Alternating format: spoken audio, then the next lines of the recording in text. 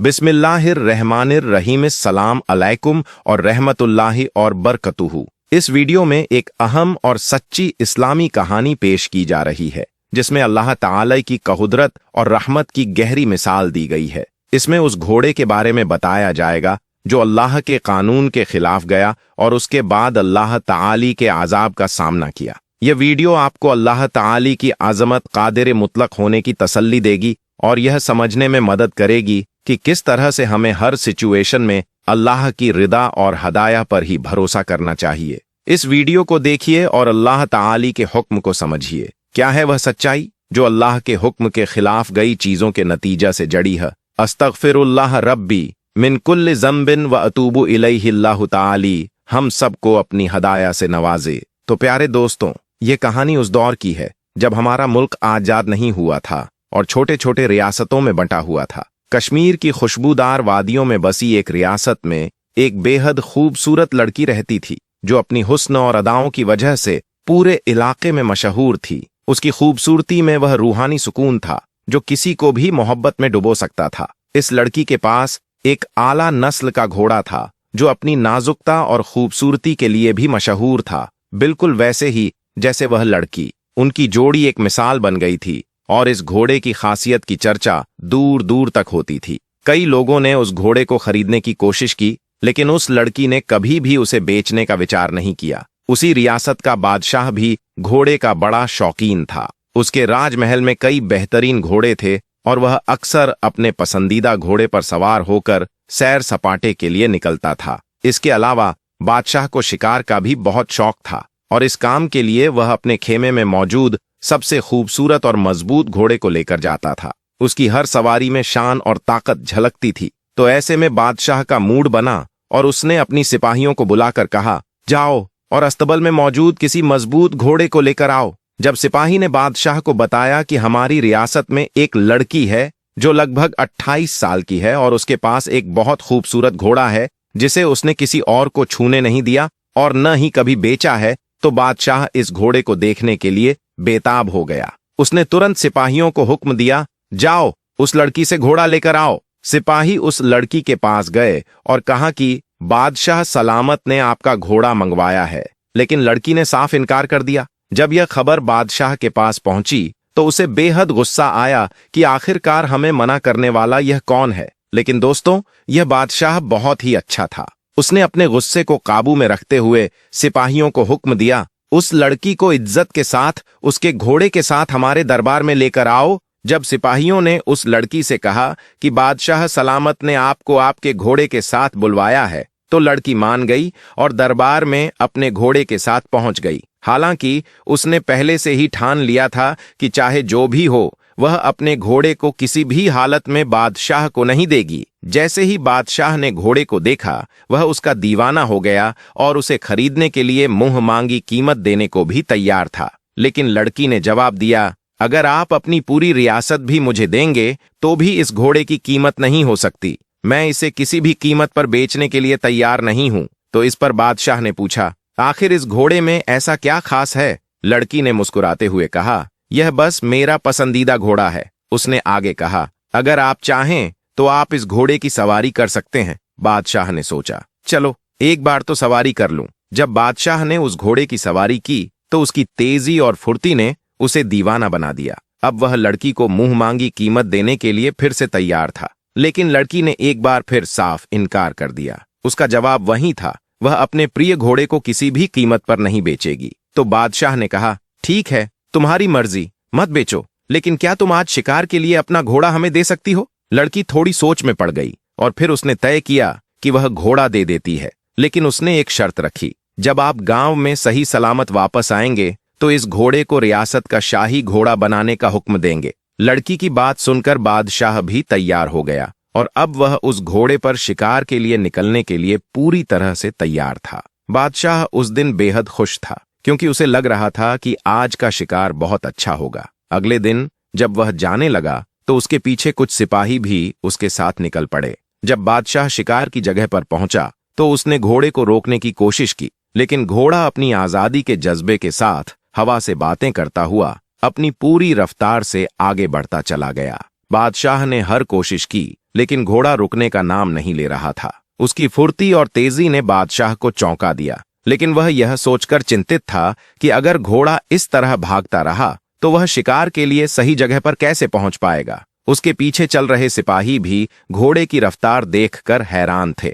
उन्होंने एक दूसरे की ओर देखा, जैसे यह सोच रहे हों कि आखिर यह घोड़ा इतना तेज क्यों दौड़ रहा है। लेकिन बादशाह ने मन ही मन सोचा कि शायद यह घोड़ा उसे किसी अलग जगह ले जा रहा है, जहां शिकार करने का कोई नया तजुर्बा होगा। वह घोड़े की स्पीड में अपने दिल की धड़कन के साथ साथ एक नए सफर की उम्मीद कर रहा था। बादशाह के पीछे चल रहे सिपाही घबरा गए और सोच में पड़ गए कि आज से पहले तो बादशाह सलामत इस घोड़े के साथ इतनी दूर कभी नहीं गए थे। आखिर वह इस इलाके में कहां जा रहे हैं। उन्होंने एक दूसरे की ओर देखा और फिर बादशाह के पीछे चलने का फैसला किया। थोड़ी देर चलते चलते घोड़ा अचानक एक ऐसी जगह रुका जो अपने आप में एक जन्नत का नजारा दे रहा था। वहां बहुत सारे फल थे, हरी भरी नदियां बह रही थीं और चारों ओर खूबसूरत नजारे बिखरे हुए थे। यह देखकर बादशाह का दिल खुश हो गया। उसने महसूस किया कि यहाँ का माहौल बहुत सुकून देने वाला है। बादशाह ने सोचा, ऐसी खूबसूरत जगह से अच्छी जिंदगी कहीं नहीं हो सकती। उसे यहाँ की शांति में आनंद मिल रहा था। यह एक ऐसी जगह थी जहां न सिर्फ उसकी थकान मिट रही थी, बल्कि उसकी रूह भी तरोताजा हो रही थी। बादशाह ने मन ही मन दुआ की कि इस खूबसूरत जगह की याद हमेशा उसके साथ रहे, क्योंकि दोस्तों, वहां का माहौल सच में बहुत सुंदर और शांत था। उस सौंदर्य को देखकर मन और दिमाग अपने आप ही शांति की ओर हो गया था। चारों ओर की हरियाली, बहती नदियां और फूलों की महक ने एक बहुत ही अच्छा माहौल बना दिया था। वहीं बादशाह ने देखा कि उसकी पसंद के जानवर भी शिकार के लिए मौजूद थे। यह देखकर वह और भी ज्यादा खुश हो गए। उसके मन में यह विचार आया कि यह जगह न सिर्फ उसकी शिकार की इच्छाओं को पूरा कर सकता है, बल्कि उसकी रूह को भी ताजगी दे सकती है। बादशाह ने मन ही मन सोचा, यह घोड़ा तो सच में बहुत ही समझदार है। उसने कभी नहीं सोचा था कि इस घोड़े से उसे इतनी खूबसूरत जगह देखने को मिलेगी। वह खुद को खुशकिस्मती से भरा हुआ महसूस कर रहा था, जैसे यह घोड़ा उसे एक अनमोल उपहार के रूप में लाया हो। उसने सोचा, आज से पहले मैंने इससे ज्यादा खूबसूरत जगह कहीं नहीं देखी थी। यह सोचकर उसने अपनी आंखें बंद कीं और उस शांति को अपने दिल में कैद कर लिया, मानो वह हमेशा के लिए इस तजुर्बे को संजो कर रखना चाहता हो। फिर बादशाह ने वहां खूब शिकार किया और बहुत तरह के फल खाए, जिनकी मिठास ने उसकी खुशी को और बढ़ा दिया। उस अनुभव के बाद जब वह वापस आया तो उसने लड़की को उसका घोड़ा देते हुए कहा, सच में आज से पहले मैंने इतना शानदार घोड़ा कहीं नहीं देखा था। यह घोड़ा तो वाकई में बेमिसाल है। बादशाह ने फिर से लड़की से कहा, क्या तुम इस घोड़े को बेचने के बारे में सोचोगी? लेकिन लड़की ने साफ मना कर दिया। वह जानती थी कि उसका घोड़ा सिर्फ एक जानवर नहीं, बल्कि उसके जीवन का एक अनमोल साथी है। उसकी वफादारी और समझदारी ने उसे और भी खास बना दिया था। बादशाह ने उस समय के वादे को याद करते हुए जो उसने लड़की से किया था, घोड़े को शाही घोड़े का तगमा देने का फैसला किया। उसने गर्व से कहा कि इस घोड़े को हमारी रियासत का शाही घोड़ा बनाया जाएगा। इसके साथ वह न सिर्फ लड़की की मेहनत और लगाव को इकरार दे रहा था, बल्कि यह भी साबित कर रहा था कि अच्छे रिश्ते बनाना सबसे जरूरी है। अब उसका घोड़ा न सिर्फ उसके लिए बल्कि पूरे रियासत के लिए एक खास पहचान बन गया था। लेकिन अभी भी बादशाह के मन में यह सवाल था कि आखिर लड़की को इस घोड़े के साथ इतना गहरा लगाव क्यों है। जहां लोग लड़की और घोड़े की तारीफ कर रहे थे, वहीं कुछ लोगों ने उनके बीच की दोस्ती को गलत नजरिए से देखने की कोशिश की। उन्होंने ऐसी अफवाहें फैलाना शुरू कर दिया कि इस लड़की के घोड़े के साथ नाजायज ताल्लुकात हैं। बादशाह ने जब यह बातें सुनी तो उसकी तजस्सुस और बढ़ गया। उसने सोचा, क्या सच में ऐसा कुछ है या ये सिर्फ झूठी बातें हैं? इसीलिए उसने कुछ जासूसों को लड़की के पीछे लगा दिया। जासूसों ने रात भर उस पर नजर रखी। अगले दिन उन्होंने देखा कि लड़की सुबह सुबह घोड़े पर सवार होकर जंगल की ओर जा रही है। जासूसों ने बादशाह को रिपोर्ट देते हुए कहा, जी हां, बादशाह सलामत। रोज सुबह वह लड़की इसी घोड़े के साथ जंगल में जाती है। सिपाहियों ने और भी बताया कि जब वह लौटती है तो उसके पास कुछ ताजे फल या शिकार किया हुआ जानवर होता है। यह सुनकर बादशाह को समझ में आया कि लड़की का घोड़े के लिए इतना प्यार सिर्फ एक लगाव नहीं था, बल्कि यह उसके जीवन की कहानी का एक हिस्सा था। बादशाह ने सोचा कि उसे इस लड़की और उसके घोड़े के रिश्ते को और अच्छे से समझने की जरूरत है। उसने महसूस किया कि किसी के खास जिंदगी में दखलंदाजी करना ठीक नहीं है, खासकर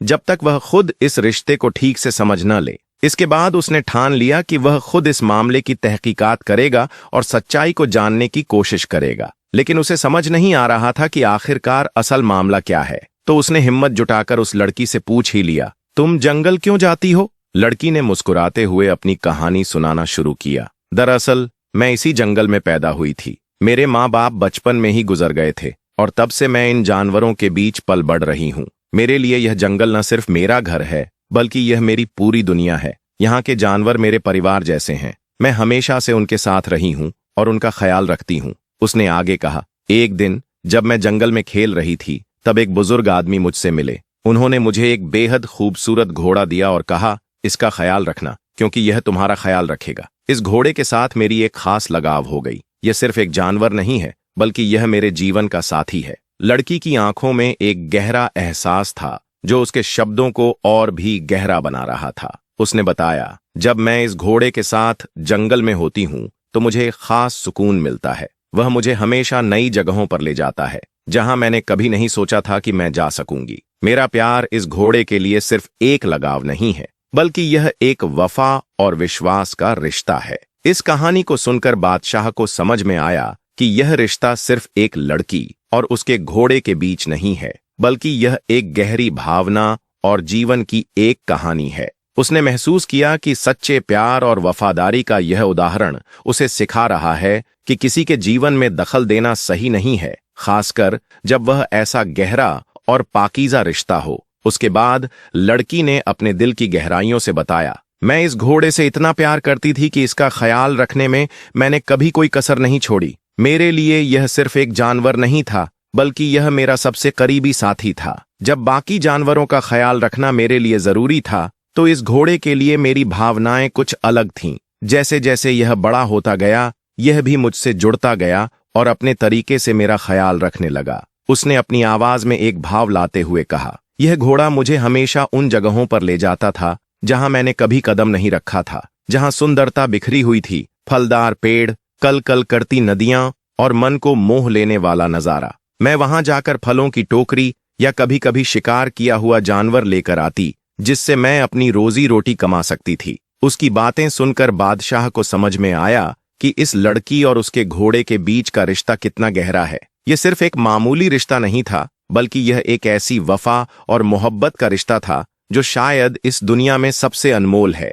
लड़की ने अपने तजुर्बा को साझा करते हुए कहा, जब मैं जंगल में होती हूँ तो मुझे एक ऐसा सुकून मिलता है जो कहीं और नहीं। यह घोड़ा सिर्फ मेरा साथी नहीं बल्कि मेरे जीवन का एक अहम हिस्सा बन गया है। इसके साथ बिताए हर पल ने मुझे सिखाया है कि सच्ची मोहब्बत और वफादारी क्या होती है। इस कहानी ने सभी को यह एहसास दिलाया कि कभी कभी रिश्ते और मोहब्बत की गहराई को समझने के लिए हमें सिर्फ सुनने की जरूरत होती है। यह रिश्ता एक मिसाल है जो हमें सिखाता है कि प्यार और विश्वास से भरे संबंध जीवन को कैसे संजीवनी दे सकते हैं। तो चलिए आपको ऐसा ही एक और वाकया बताते हैं जिसे सुनकर आपका ईमान ताजा हो जाएगा। एक छोटे से गांव में एक साधारण आदमी अली अपने छोटे से घर में रहता था। अली को जानवरों से बेहद प्यार था और उनमें से सबसे प्यारी उसकी बिल्ली मियाँ थी। मियाँ उसकी हर खुशी और गम में साथी होती थी। जब भी अली थका हुआ होता मियाँ उसके पास आकर बैठ जाती, मानो उसे अपनी मौजूदगी से सुकून देती हो। एक दिन जब अली खेत में काम कर रहा था उसने देखा कि मियाँ एक घायल चूहे की मदद करने की कोशिश कर रही है। चूहा डर के मारे कांप रहा था लेकिन मियाँ उसकी ओर बेहद आराम से बढ़ रही थी। अली ने सोचा, जैसा कि हमारे पैगंबर ने कहा है, जानवरों पर दया करना चाहिए। अली ने मियाँ की मदद की और धीरे धीरे चूहे को पकड़कर आरामदायक जगह पर ले गया। उसने चूहे को ठीक करने के लिए कुछ तिब्बुल नबवी निकाली। मियाँ उसकी मदद कर रही थी, मानो उसे बताना चाहती हो कि यह चूहा भी जीवन का एक हिस्सा है। जब चूहा थोड़ा ठीक हो गया अली ने उसे खुला छोड़ दिया। मियाँ ने उसकी ओर देखा और जैसे कह रही हो, देखो हम सभी को जीने का हक है। अली ने महसूस किया कि यह प्यार सिर्फ इंसान और जानवर के बीच नहीं बल्कि एक दूसरे के लिए दया और रहमत का एक अटूट बंधन है। अली ने सोचा कि इस प्यार में न सिर्फ खुशी है बल्कि यह अल्लाह की रजा भी पाता है। जब अली घर लौटा उसने मियाँ को अपने गले लगाया और कहा, तुमने मुझे यह सिखाया है कि हर जीव की अहमियत होती है। इस तरह अली और मियाँ का रिश्ता और भी मजबूत हो गया। गांव में लोग उनकी कहानी सुनते और सीखते कि जानवरों के साथ प्यार और दया दिखाना हमारे मजहब का एक जरूरी हिस्सा है। इस कहानी से हमें यह सीखने को मिलता है कि जब हम जानवरों की देखभाल करते हैं और उन्हें प्यार देते हैं तो हम न सिर्फ उनकी मदद कर रहे हैं बल्कि अपने दिल में भी दया भावना विकसित कर रहे हैं। अगर आपको हमारा वीडियो पसंद आया हो तो मेहरबानी करके इसे लाइक करें, शेयर करें और हमारे चैनल को सब्सक्राइब करें। आपका साथ हमारे लिए बहुत मायने रखता है। अल्लाह ताला हमें और बेहतर वीडियो बनाने की तौफीक दे और हमारी मेहनत को अपने रहम और बरकत से नवाजे। हम चाहते हैं कि आप इस वीडियो को दूसरों के साथ बांटें ताकि और भी लोग इससे फायदा उठा सकें और इस्लामिक इल्म को अपना सकें। अल्लाह आपकी हर कोशिश में बरकत दे और आपको खुशियों और सुकून से भर दे। आपकी दुआओं का इंतजार रहेगा। जाकुमुल्लाहु खैरन।